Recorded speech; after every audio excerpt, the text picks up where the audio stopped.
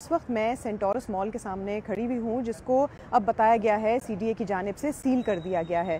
इस जगह को सील करने का ऑर्डर लास्ट नाइट आया था, यानी रात को आया था, जिसमें ये बताया गया है कि तजाविज़ात का गलत इस्तेमाल किया गया है यहाँ पर, यानी कि जो एक्स्ट्रा जगह इनको मिली हुई थी उसको उन्होंने मुख्तलिफ कामों के लिए इस्तेमाल किया। सीडीए के तर्जुमान से बात करने पर पता चला कि यहाँ पर जो पार्किंग का एरिया है, पार्किंग के एरिए को वहाँ पर बेसमेंट में ख़ास तौर से वहाँ पर बैंक बनाए गए हैं और सीडीए तर्जुमान के बकौल यहाँ पर उनको पहले भी कई दफ़ा जो है उनको तंबीह की गई है, इससे पहले भी उनको नोटिस और लेटर्स जो हैं वो दिए गए हैं, लेकिन उसके ऊपर से कोई ख़ास जो है कार्रवाई नहीं की गई और अब जाकर कल रात को इनके ऊपर ये मामला सारा तय पाया है। यहाँ पर एक बात मैं आपको ये भी बताती चलूँ कि ये मामला जो है थोड़ा सा सियासी शक्ल भी इख्तियार कर रहा है, क्योंकि जो पाकिस्तान तहरीक इंसाफ के चेयरपर्सन हैं इमरान खान और साबिक वज़ीर आज़म भी हैं, उन्होंने अब ये इल्ज़ाम आयद किया है कि वज़ीर आज़म शहबाज शरीफ की जानिब से ये एक इंतकामी कार्रवाई थी जो की गई है। इमरान खान ने अब से कुछ देर पहले अपने ट्वीट में ये इल्ज़ाम आयद किया है कि वज़ीर आज़म शहबाज शरीफ ने इस वजह से इस जगह को सील किया है क्योंकि जो ओनर हैं यहाँ के तनवीर इलियास और जो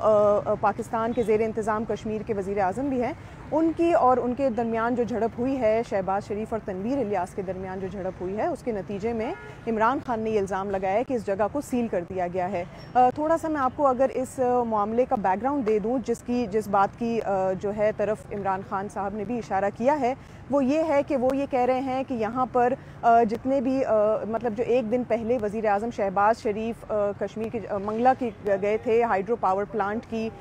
उसके लिए इनाग्रेशन के लिए, तो उसमें उन्होंने बीच में कहीं पर शहबाज शरीफ साहब की और तनवीर इलियास साहब की आपस में बहस हुई है, बातचीत हुई है, जिसके बाद जो है ये इंतकामी कार्रवाई बकौल इमरान खान के की गई है। यहाँ पर अच्छे खासे जो है बोर्ड्स वगैरह भी रखे हुए हैं। इधर अब से कुछ देर पहले जो है एहतजाज भी हुआ था। यहाँ पर हर कुछ देर बाद लोग आके पूछताछ भी कर रहे हैं। यहाँ पर हमारे साथ काफ़ी लोग भी इधर मौजूद थे थोड़ी देर पहले तक। पहले बताया गया कि जिना एवेन्यू को जो है वो बंद कर दिया गया था और ट्रैफिक डाइवर्ट की गई थी, अब सुना है कि उसको खोल दिया गया है पुलिस की जानिब से। यहाँ पर आपको जितने आसपास लोग बैठे हुए दिखाई दे रहे हैं, ये वो लोग हैं जो यहाँ पर या तो काम करते हैं और काम के सिलसिले से हर रोज़ उनका सेंटोरस आना जाना होता है। यहाँ पर हमें बहुत से ऐसे वर्कर्स भी मिले, एम्प्लॉयज़ भी मिले जो इस बात से परेशान थे कि अब क्या होगा, क्या इस जगह को मुकम्मल तौर पर बंद कर दिया गया है। पुलिस से अब से कुछ देर पहले मेरी बात हो रही थी, तो पुलिस के जो तर्जुमान थे वो ये बता रहे थे कि अभी तक सिर्फ जो दुकानें हैं अंदर उनको बंद किया है,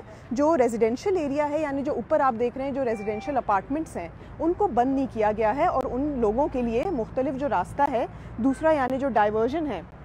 वो रास्ता जो है वो निकाल लिया गया है। तो यानी कि अभी भी यहाँ पर जो लोग हैं वो रह सकते हैं, लोगों के रहने पे यहाँ पर कोई पाबंदी नहीं है, लेकिन जो दुकानें हैं उनको जो है वो बंद कर दिया गया है।